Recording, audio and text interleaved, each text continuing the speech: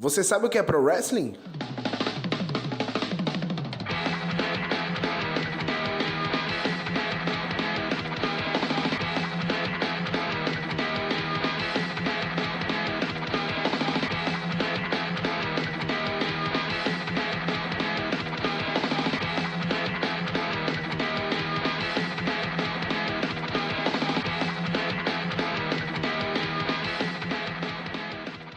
Muitas pessoas têm dúvidas se o Pro Wrestling é um esporte ou não. E para responder essa e outras dúvidas, a gente trouxe o principal nome do Pro Wrestling no Brasil, dono e fundador da BWF, a Brazilian Wrestling Federation, Bob Jr. Pro Wrestling é esporte ou não? Pro Wrestling é um show esportivo. Eu costumo falar essa palavra mais importante. O lutador, ele precisa ser um atleta. Apesar de ser um show, apesar de ser um espetáculo, o lutador desenvolveu o papel dele, o empenho dele em cima do ringue, ele tem que estar muito bem preparado fisicamente. Então, além da parte de esportes, tem a parte psicológica, que é muito importante. Então, o desgaste é muito maior do que você exercer apenas a função no esporte. De repente, você vai treinar para uma corrida, você só tem a missão de correr. Na luta livre, não. Na luta livre, você tem que ter esse trabalho como personagem, usar muito a sua parte psicológica e, ao mesmo tempo, o seu condicionamento físico dá condições para você executar os golpes, fazer as quedas e trabalhar com o público. Então, é muito mais do que um esporte, vamos colocar assim. A exposição da Brazilian Wrestling Federation na mídia vem ocorrendo cada vez mais, devido ao fato de estar ficando mais popular. Desde 2012, a BWF é um dos palcos do torneio sul-americano de luta livre, sendo que no seu primeiro ano trouxe lutadores como Super Crazy e Zumbi. No Anime Friends 2017, Bob Jr. fez um grande anúncio, a realização de um evento junto com a WSW, o World Stars of Wrestling. O show, que contou com a presença de estrelas da luta livre mundial como Rey Mysterio Jr., Juventud Guerreira, Carlitos, Chris Master, entre outros lutadores. Esses eventos acontecem com uma boa frequência e algum deles acontece na própria academia da BWF, que a gente foi acompanhar e no fim da matéria você confere o que rolou. O público mais jovem já conhece o esporte graças à WWE, que é a maior empresa de pro wrestling do mundo e muito popular lá nos Estados Unidos. Nomes como John Cena e Undertaker fizeram o esporte ficar mais popular.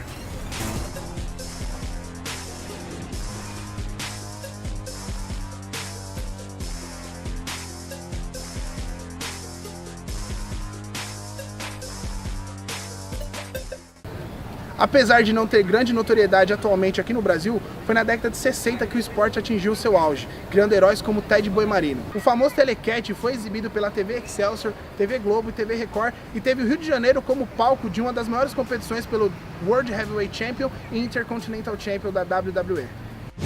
A gente vai dar uma pausa rápida, mas já voltamos, fica aí!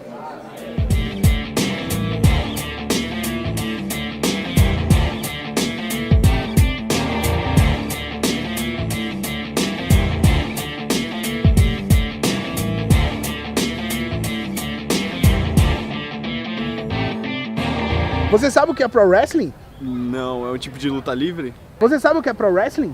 É, sei sim, eu assistia quando passava no SBT. O senhor sabe o que é Pro Wrestling? Pro Wrestling não, mas luta livre eu conheço. Você sabe o que é Pro Wrestling? Não. Pro Wrestling não. E Bob, qual que é a sua história com o esporte?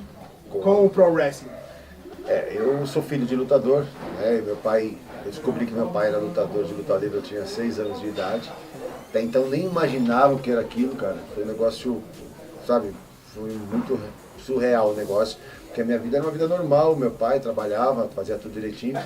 E um dia ele chegou com uma caixa muito grande na minha casa. E a minha mãe falou, não, Léo, isso aí de novo, você vai partir para essa? E eu fiquei muito curioso, né? Quando eles saíram de perto, eu fui lá abrir a caixa, tinha uma bota de luta livre, uma sapatilha, né? Mesmo assim, eu não sabia do que se tratava aquilo. Era uma bota bonita, grande, colorida, mais nada.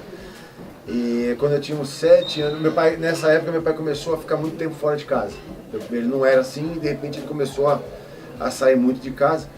Então, eu comecei a ficar preocupado, saber o que estava acontecendo. E um dia ele me levou, quando eu tinha uns 7 anos mais ou menos, eu fui a um circo na Vila Alpina, assistir ele lutar. Pô, o primeiro circo já é mágico. Sim. Então você entra no circo, você vê aquele público todo, na época estava lotado. Aí, seu pai, quando veio seu pai, imagina você com 7 anos de idade, vendo seu pai entrar no ringue para ser lutador. Cara, é uma coisa surreal. E de repente, eu lembro até que ele estava lutando com o Rocco, o Homem das Correntes, na época. E o Rocco batia, usava corrente contra ele. E entrou o Fu Manchu também, que é um lutador do passado. Aí, de repente, eu vejo meu pai sangrando. Na época fazia muito pique, né? E meu pai sangrando, sabe? Fica um negócio de medo com raiva, um negócio estranho. E aí meu pai de repente reage, todo ensanguentado, reagiu, começou a bater nos lutadores, bateu em um, bateu no outro e tal, o público veio abaixo, o círculo, aquilo foi, o vírus entrou, sabe, cara? Depois daquilo eu comecei a viajar com meu pai, eu pedi pra ele, então lógico, respeitando a escola, mas sempre que eu podia eu ia. E com 8 anos de idade, tinha um personagem pequeno, mascarado na época, e eu era o único pequeno que tinha, esse cara não foi no dia do evento, no dia do circo. Porque na época era circo todo dia. A maior renda da luta livre era circo. E o rapaz não foi. E aí, pô, quem é o único cara que pode fazer o René? Quem é o único cara? Olharam pra mim, né? Eu com 8 anos. Tipo sabe aqueles filmes que todo mundo olha pra você, pá.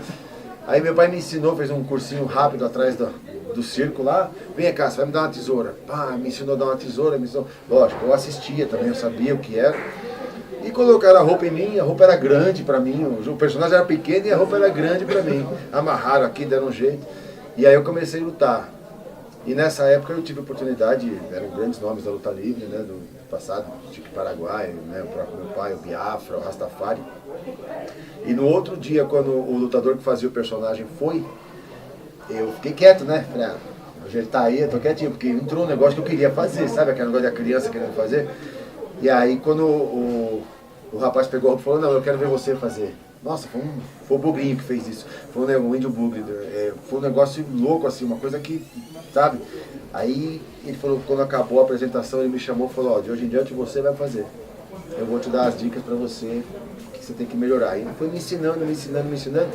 E desde os 8 anos de idade, eu nunca mais parei com a luta livre, cara. Eu fui crescendo, fui aumentando os personagens, passei a fazer outro. 15 para 16 anos estreguei como Bob Júnior mesmo, na marra. Legal.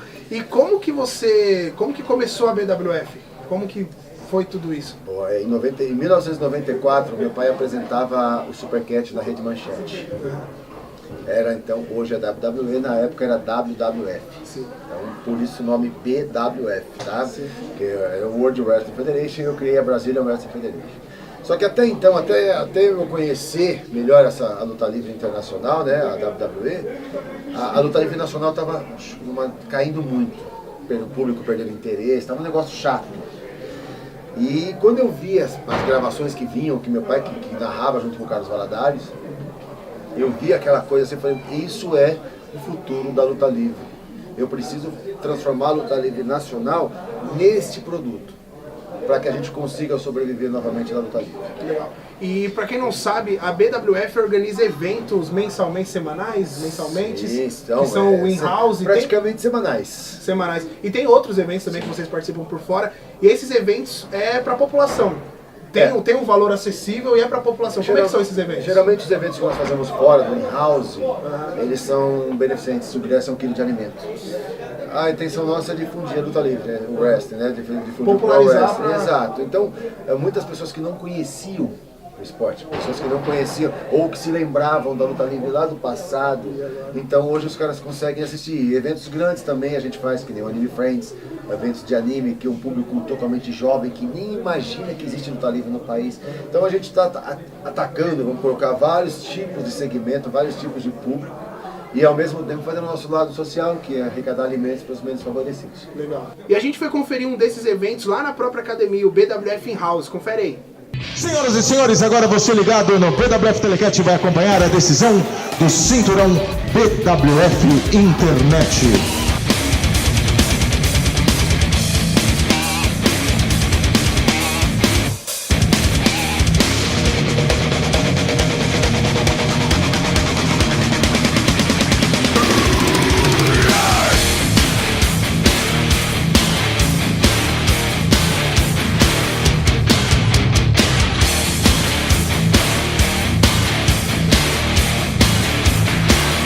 I did my time.